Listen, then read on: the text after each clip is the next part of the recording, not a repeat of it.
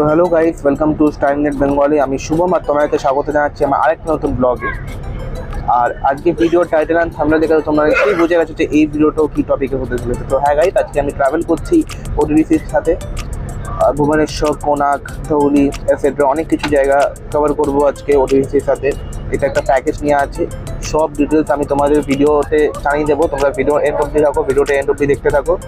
যদি একটা ভিডিওতে পসিবল না হয় পুরোটা কভার করা, তাহলে ভিডিওটা দুটো পার্ট আমি করে দেবো।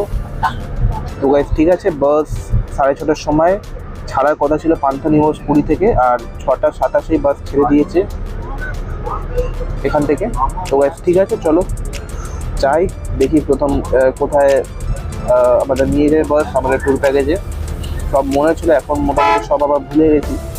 তো ঠিক আছে, আস্তে আস্তে মনে করতে হবে যে কোথায় কী আছে না আছে। গাইড আছে একজন, দেখতেই পাচ্ছ, এই হচ্ছে আমাদের গাইড আজকের জন্য।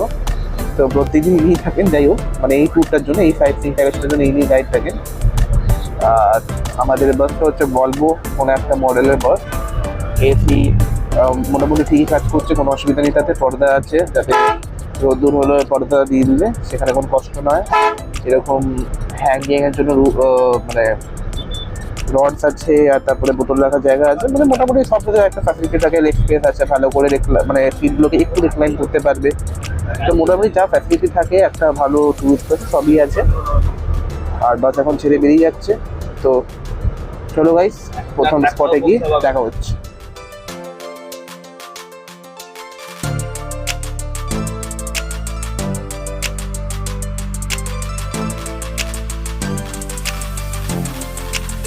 তো গাইস এখন 7টা বাজতে 5 মিনিট বাকি, আর অনেকটাই পথ অতিক্রম করে ফেলেছি।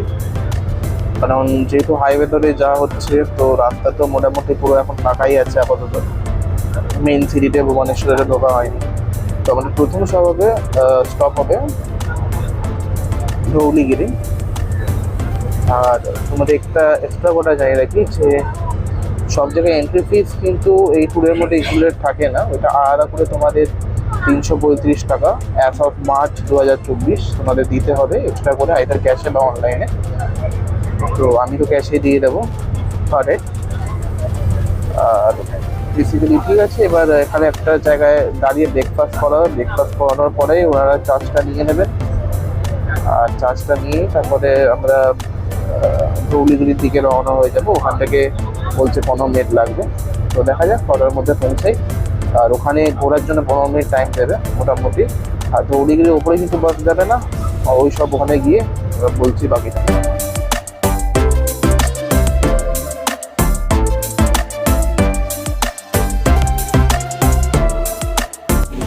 তো গাইস এখন বাস ব্রেকফাস্টের জন্য 15 মিনিটের ব্রেক দিয়েছে, বাস দাঁড়িয়ে আছে। আর আমি এখন ব্রেকফাস্ট করছি। এই গাইস ওখানে বাস দাঁড়িয়ে আছে।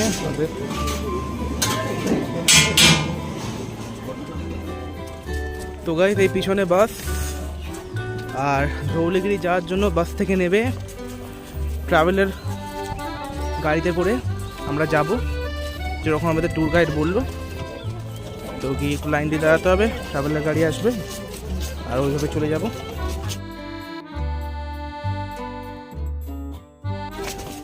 তো গাইস মোটামুটি ট্রাভেলের গাড়িতে 5 মিনিট ট্রাভেল করে সিঁড়ি দিয়ে উঠছি এখন। 15 মিনিট টাইম দিয়েছে, তো 15 মিনিটের মধ্যে ঘুরে নিতে হবে। সামনেই দেখতে পাচ্ছি, বেশি দূরে নয়। তবে সিনিয়র সিটিজেনের একটু প্রবলেম হবে। 7:55 গাড়ি এসেছিলো, 8:10 গাড়ি ছাড়বে। 8:10 মধ্যে ওখানে গিয়ে ট্যুর গাইডের কাছে রিপোর্ট করতে হবে। আর বাকি যা যা ডিটেলস আছে ভিডিওর এন্ড অবধি থাকো, সব দিয়ে দেবো আইদার এই পার্টের পার্ট 2তে। চলো গাইস একটু ফটো সেশন হোক, তারপরে বাকিটা ঘুরে দেখাচ্ছি।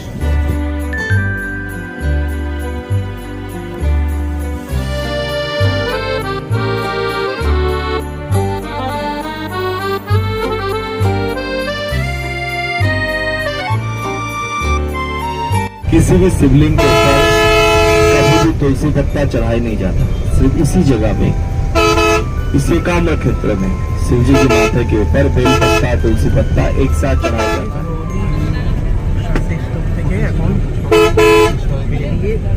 লিঙ্গরাজ মন্দিরে যেহেতু মোবাইল কিছুই অ্যালাউড করে, মোবাইল নিয়ে যায়নি। ভেতরে কিছু ভিডিও বানাইনি।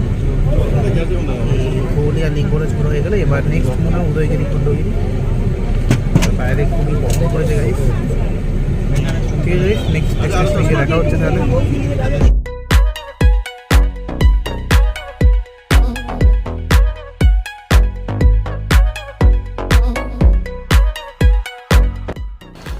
তো গাইস এত রোদ্দুরে ঘেমে ঘেমে সিঁড়ি দিয়ে উঠে যাচ্ছি উদয়গিরির দিকে। সিঁড়ি নয়, সরি গাইস, র্যাম্প।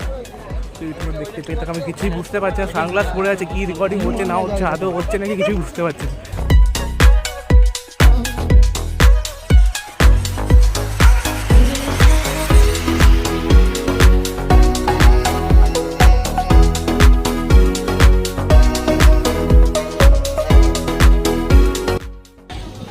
লস্যির দোকানের রোদ্দুরে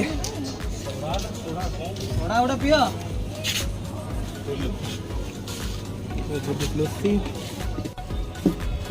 তো গাইস বাস থেকে এখন নেমে যাচ্ছি আমাদের ড্রাইভার।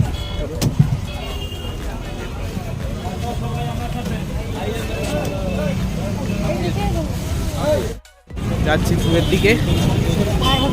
সুয়ে গিয়ে আমাদের এখানে কয়েকটা জিনিস বলে রাখি, সুতে কিন্তু বটল অ্যালাউ নয়, এটা কিন্তু তোমরা মাইন্ডে রাখবে। আর বটল যদি তোমরা প্লাস্টিক বটল নিয়ে যাও 50 টাকা ট্যাগ লাগাতে হবে, আর না হলে এমনি যে নর্মাল যে পার্মানেন্ট বোতলগুলো ওইগুলো তোমরা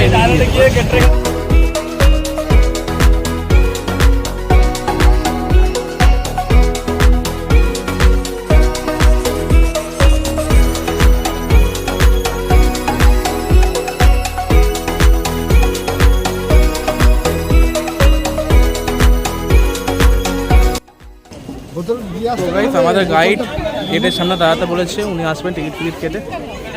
সব টিকিটের পয়সা আগে দেওয়া কিছু তোমাকে যেরকম বলে রেখেছি আমি। ঠিক আছে, উনি আসুক, ওইটা এন্টার করা হবে। তো এখানে কিছু অ্যাডাপশন কস্ট আছে, different breeds and birds.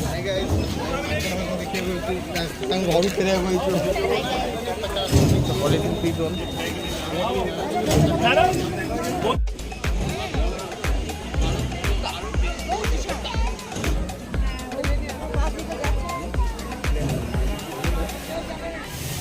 Safari दिखाएगा, फिर वहीं पे लाके छोड़ेगा, फिर मैं वहीं पे खड़ा रहूँगा, फिर मेरे साथ आप लोग आना।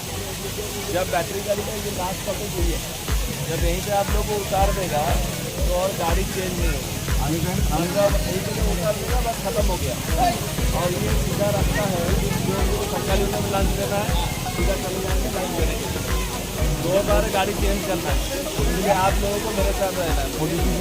हाँ, যারা হোটেলে হোটেলে খাওয়া দাওয়া করতে চান সোজা চলে গিয়ে খাওয়া দাওয়া করে এই গেট দিয়ে বেরিয়ে রোড ক্রস করে বাঙালি রাস্তার কাছে পৌঁছে। এখন আমরা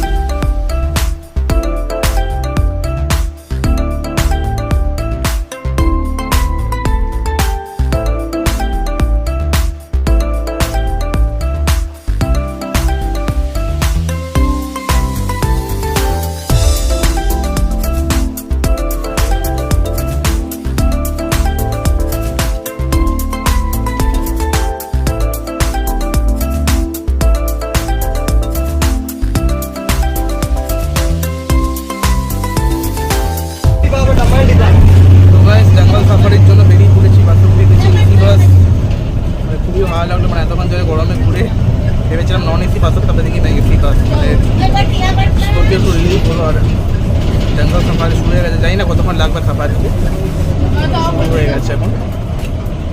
বাস ছেড়ে দিয়েছে, তো ঘড়িতে বাজে মোটামুটি 11:30, আধা ঘন্টা হয়ে গেছে। আমরা নর্দমান ঘুরতে এসেছি, তো দেখা যাক কতক্ষণ লাগে। যেখানে দেখতে পাবো সব তোমাদের দেখাবো।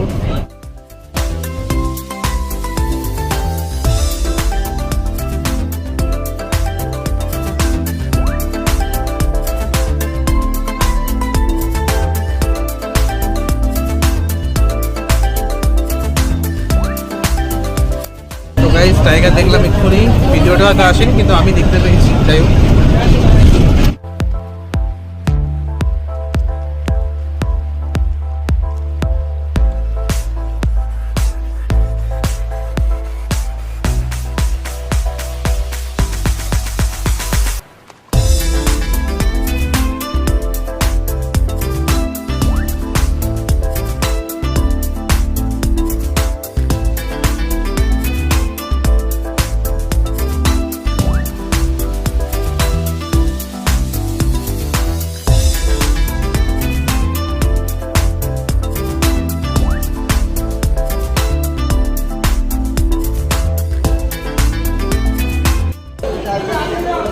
গাইস জঙ্গল সাফারি কিন্তু মানে খুবই মজার হলো, যতগুলো অ্যানিমালস মজা ছিল দেখার ততগুলোই দেখতে পেয়েছি। আর এখন এটা হচ্ছে সাফারি বাস কাউন্টার, এখানে দাঁড়িয়ে আছি বাস স্ট্যান্ড। খুবই বড় একটা লম্বা লাইন করে যখন দেখছি তখন একটু লাইন ছিল না যখন এসেছিলাম। আর মোটামুটি মানে ভালোই ঘোরা হচ্ছে, এই সময় 12:10 হয়েছে, 6:30টায় বেরিয়েছি, মোটামুটি 6 ঘন্টা ঘোরা গেলে এখনও 6 ঘন্টা বাকি আছে। তো এখানে লাঞ্চটা করতে বলেছি নন্দনঘাট ওডিসি রেস্টুরেন্টে, বা অন্য কোনো রেস্টুরেন্টে তোমরা করতে পারো, এরকম কোনো মানে জোর জবরদস্তি নেই যে ওডিসি রেস্টুরেন্টেই করতে হবে। আর লিঙ্গরাজ টেম্পলে গাইড যেটা তোমাদের বললাম আগে যে 9টার মধ্যে কিন্তু ঢুকে গেলে ভালো, তোমরা কিন্তু পুরো লিঙ্গরাজ টেম্পল দর্শন করতে পারো, মেন মন্দিরটা। 9টার পরে কিন্তু পুরো দর্শন হবে না। আর এখন ট্যুর গাইড আসবেন, তোমাদের সাথে চলে যাব ব্যাটারি গাড়ি করে আবার পয়েন্টের দিকে, রেস্টুরেন্ট যেখানে আছে। তারপর ওখান থেকে এবার বেরিয়ে ভাবো, এখান থেকে মোটামুটি রেটের সময় বেরিয়ে কোনারক যেতে লাগবে 2 ঘন্টা। আর তারপরে কোনারকের পরে আরও 2টো জায়গা আছে, মানে 3টে জায়গা, রামচন্দ্র টেম্পল, চন্দ্রভাগা বিচ, আর তার সাথে রয়েছে স্যান্ড আর্ট মিউজিয়াম। তো ঠিক আছে, গাইড আসুক তারপরে দেখা হচ্ছে। তো গাইজ এখন সাফারি করে জিরাফ, এলিফ্যান্ট আর হোয়াইট টাইগার দেখবো, তারপরে আবার হোয়াইট টাইগারের পয়েন্টে ওয়েট করতে হবে।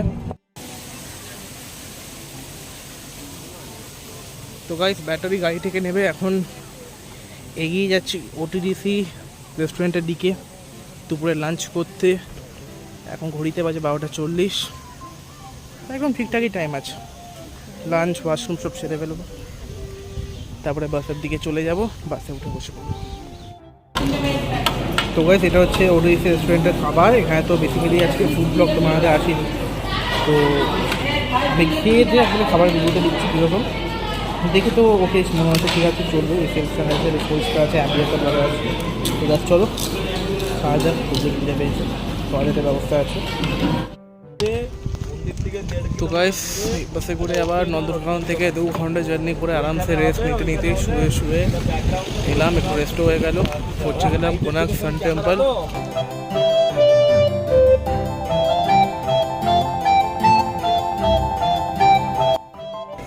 তো গাইস বেশ ভালোই রোদ্দুর, আর দাঁড়িয়েছি কোনারক সূর্য মন্দিরে। আর গাইড তো বাসে অনেক কিছু বলেছিল, মাথায় তো কিছু ঢোকেনি, আর সবই ভুলে গেছি 10 মিনিটের মাথায়। আর যাই হোক, পিছনে হচ্ছে আমার প্রধান মন্দিরটা, তো এই তোমরা দেখতে পাচ্ছ নিশ্চয়ই, ছায়া হচ্ছে, এদিকে রোদটা নেই, লাইটটা ঠিকঠাক আসবে না। তো পিছনটা হচ্ছে আমার মেন মন্দিরটা, আমি আমার ব্যাক ক্যামেরা দিয়ে তোমাদের দেখিয়ে দেবো। আর এটা হচ্ছে আমি কোনো একটা মণ্ডপে দাঁড়িয়ে আছি। তো মানে মোটামুটি খুবই ভালো এক্সপিরিয়েন্স গাইজ, মানে ওডিসি ট্যুরে মোটামুটি টাইম ম্যানেজমেন্টটাও খুব ভালো হলো, আর সব জায়গাতে মোটামুটি যা হলো, কোনো বেশি ইরিটেশনও হলো না, বেশি মানে টায়ার্ডনেসও হলো না আপাতত। মানে একটু এখন টায়ার্ড লাগছে, যেহেতু গরমে হাঁটছি, উইন্টার এলে বেস্ট, কিন্তু ঠিক আছে সামারও চলবে, এমন নয় যে অসুবিধা, এসি বাস যেহেতু চলবে সব।